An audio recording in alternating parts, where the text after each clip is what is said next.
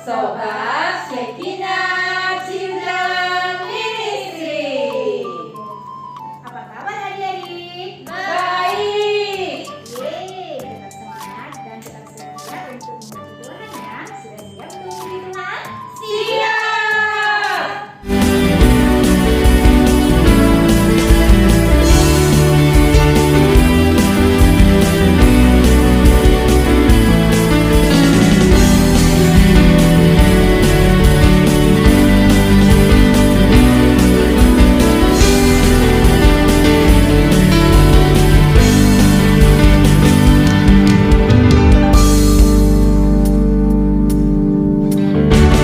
Tuhan mengasihiku, Dia pegang masa depanku.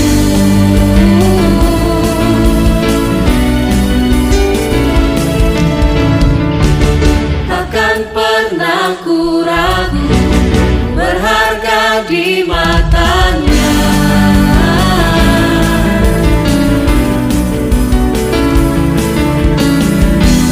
Kan terus berteduh, mengejar semua harapku, mengejar semua citaku.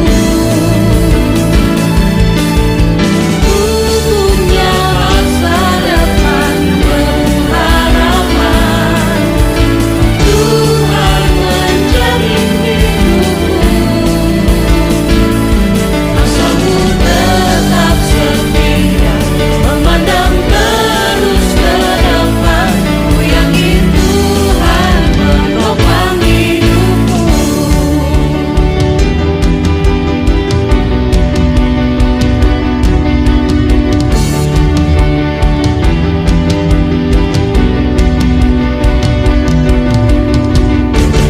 Tuhan mengasihiku, Dia pegang masa depanmu.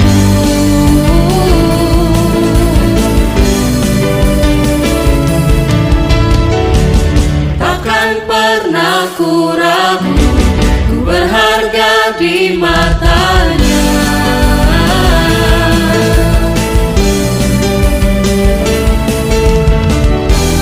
Kan terus berteduh, mengejar semua harapku, mengejar semua citaku. Ku punya masa depan penuh harapan. Tuhan menjamin hidupku, asalku tetap setia, memandang terus ke depan. Ku yakin Tuhan menopang hidupku, bukan berlari mengejar citaku. Ku yakin Tuhan menopang hidupku.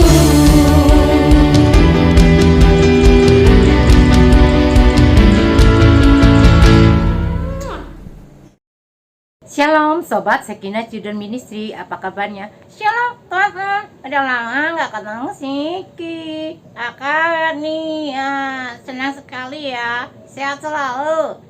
Ya, sehat selalu semua. Yuk kita berdoa terlebih dahulu ya. Tuhan Yesus, terima kasih hari ini kami mau mendengarkan firman-Mu. Tuhan buka hati kami sehingga kami bisa mengerti firman Tuhan. Dalam nama Tuhan Yesus kami berdoa, amin. Miss, kemarin kita belajar tentang perjanjian. Sekarang kita mau belajar tentang Hari ini akan belajar tentang perjanjian Sinai. Nah, apa sih perjanjian Sinai ini? Perjanjian Sinai adalah perjanjian Allah dengan umat Israel melalui Musa.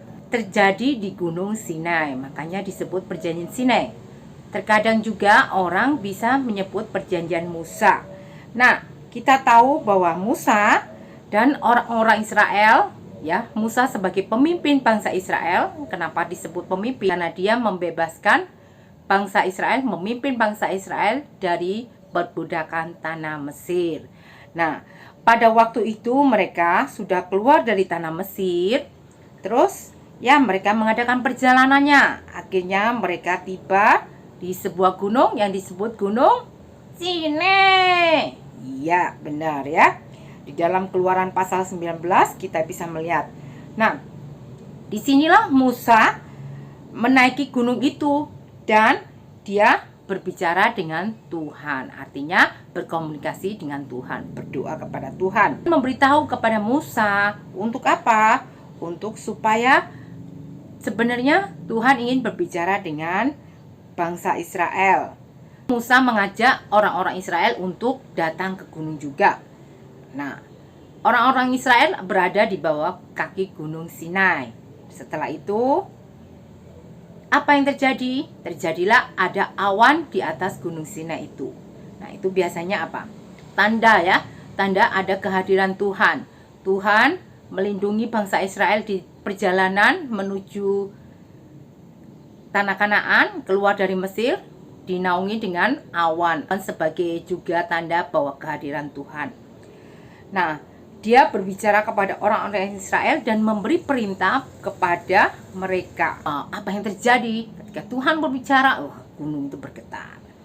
Itu ya, kita bisa baca di dalam Keluaran pasal 19 ayat 16 sampai 19. Nah, apa yang terjadi juga ketika gunungnya getar gitu ya.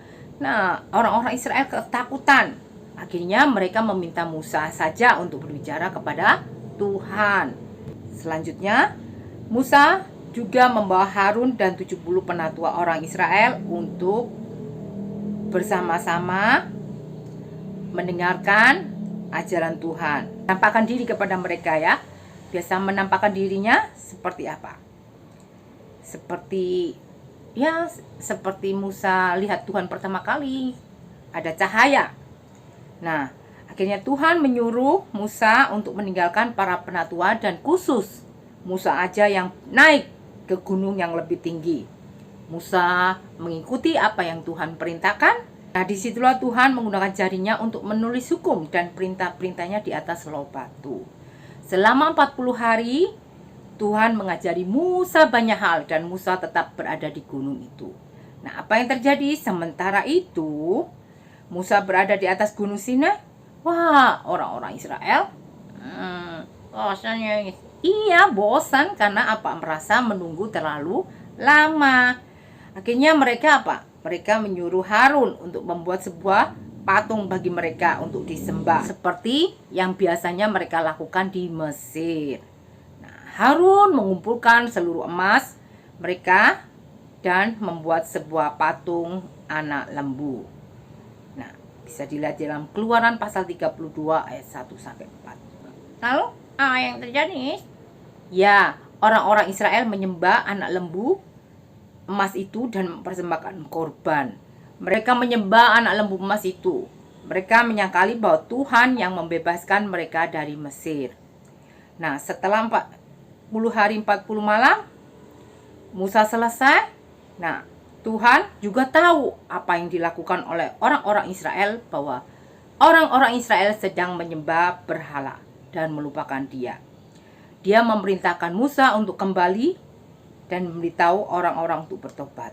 Nah, Musa mengetahui hal itu. Musa turun dan melihat orang-orang Israel sedang menyembah anak lembu emas itu. Musa sangat kecewa. Orang-orang itu tidak siap untuk mematuhi perintah hukum Tuhan yang telah dituliskan.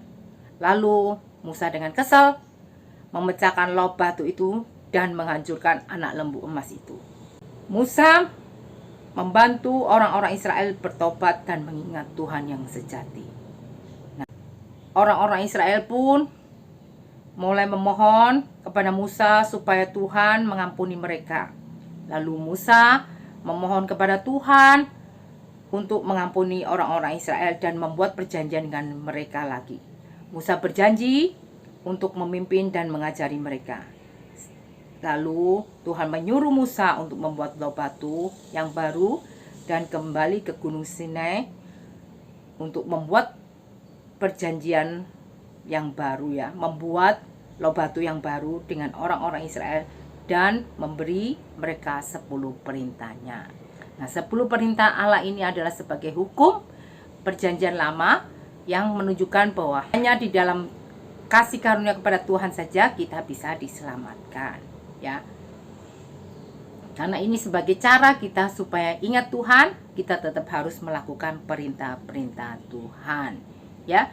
Kita melakukan perintah Tuhan bukan untuk kita supaya selamat, tetapi untuk mengingat bahwa Tuhan selalu menjagai dan melindungi kita. Kita tidak akan bisa melakukan perintah-perintah Tuhan dengan sempurna, tetapi hanya kasih karunia Tuhan yang bisa menyempurnakan. Jadi, ketika kita belajar taat, bukan karena kita mampu untuk taat, tetapi karena Tuhan akan memampukan kita. Kita susah ya untuk taat. Nah, Miki susah apa gampang untuk taat? Iya sih, kadang-kadang ya gitu dah. Ya susah guys. Iya, makanya ya. Jadi, mengapa kita harus terus berdoa, harus meminta hikmat kepada Tuhan? Ya, karena kita ini susah, karena kita ini sering tidak bisa taat. Sudah diingetin aja masih bandel, ya enggak? Iya sih. Ya udah. Yuk, kita berdoa ya. Miki pimpin dalam doa ya. Teman-teman, mari kita doa. Tuhan Yesus, terima kasih hari ini kami diingatkan tentang perjanjian Sinai, yaitu perjanjian antara Engkau dengan bangsa Israel melalui Musa. Tuhan, kami tahu bahwa dalam menjalankan hukum tidak bisa sempurna, tetapi Tuhan sendirilah yang menyempurnakan. Terima kasih Tuhan Yesus. Dalam nama Tuhan Yesus kami berdoa. Amin. Ya. Shalom. Terima kasih untuk Miss Christine untuk firman yang kami berikan. Biarlah firman-Nya itu bisa menjadi berkat bagi kita semua.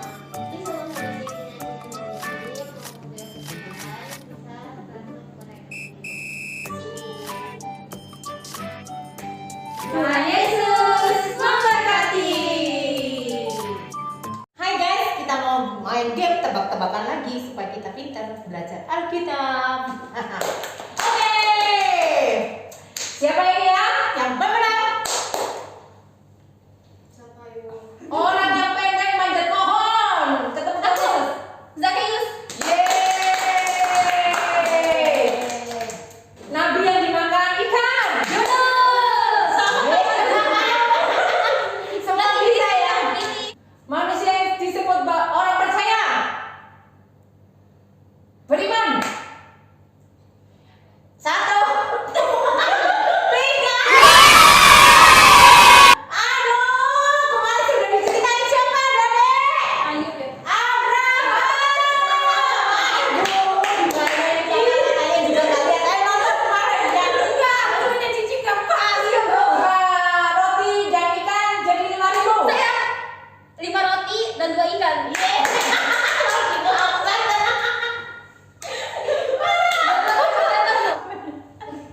Error ini bisnisnya. Ayo wis cepetan. Oke, menari-nari dalam api. Oh, Daniel. Sadrak Mesak. Enggak ada 3 orang ya? Iya. Lupa tahu. Angkat tangan siapa? 1.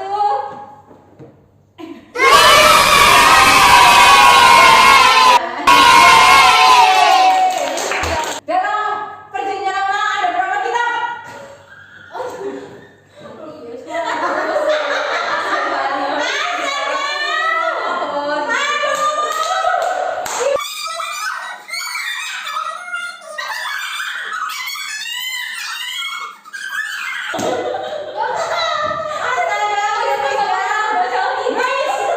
Salah 39 pertanyaannya kok itu gitu sih? Ini yang gampang kan?